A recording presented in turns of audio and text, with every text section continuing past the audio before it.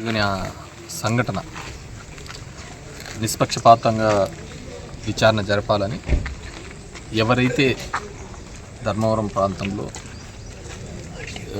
ఈ విధంగా క్రైమ్కి అలవాటు పడి క్రైమ్ చేయాలని ఆలోచనతో ఈ విధంగా ఉన్నారు, వాళ్ళ మీద ఖచ్చితంగా యాక్షన్ తీసుకోవాలని, అదేవిధంగా కొన్ని కేసెస్ బెయిలబుల్, నాన్ బెయిలబుల్ ఇలాంటివి కూడా ఇవ్వడం జరిగింది.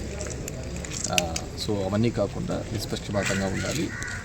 18 సంవత్సరాలుగా ఆ ప్రాంతంలో ఉన్న ఫ్యాక్షన్ని నిదానంగా కూడా తగ్గించుకుంటూ రావడం జరిగింది. గత 5 సంవత్సరాలు చూస్తే ఒక ఫ్యాక్షన్ కూడా లేదు ఆ ప్రాంతంలో. అలాంటిది మళ్ళీ సెన్సిటివ్ అయినటువంటి ధర్మవరంలో మళ్ళీ ఇలాంటి పోకడలు అంటే బాధాకరం. అలాంటివి జరగకుండా చూడాలని చెప్పేసి ఎస్పీ గారిని కోరడం జరిగింది. ఆమె కూడా నిష్పక్షపాతంగా విచారణ జరిపి ఎవరేమైతే ఉంటాయో వాళ్ళ మీద మాత్రమే యాక్షన్ తీసుకుంటామని తెలియజేయడం జరిగింది. ఎందుకంటే నేను ఆ సంఘటనలో లోపల ఉన్నాను యాక్చువల్గా. అయినప్పటికీ కూడా మా వాళ్ళ మీద, కొంతమంది మీద, నా మీద కూడా కేసు కట్టడం జరిగింది, విచ్ ఈజ్ అన్ఫేర్.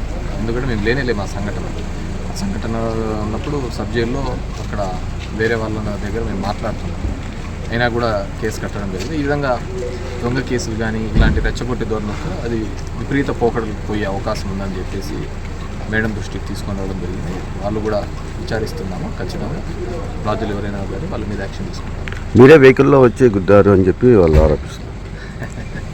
వీడియోస్ అన్నీ బయట ఉన్నాయి కదా, నేను గుద్దేదాంట్లోకి నేను లోపల ఉన్నానని చెప్పేసి ఇప్పటికే మేము జైలర్స్ వాళ్ళని కూడా రైట్ ఇన్ఫర్మేషన్ యాక్ట్లో అడగడం జరిగింది.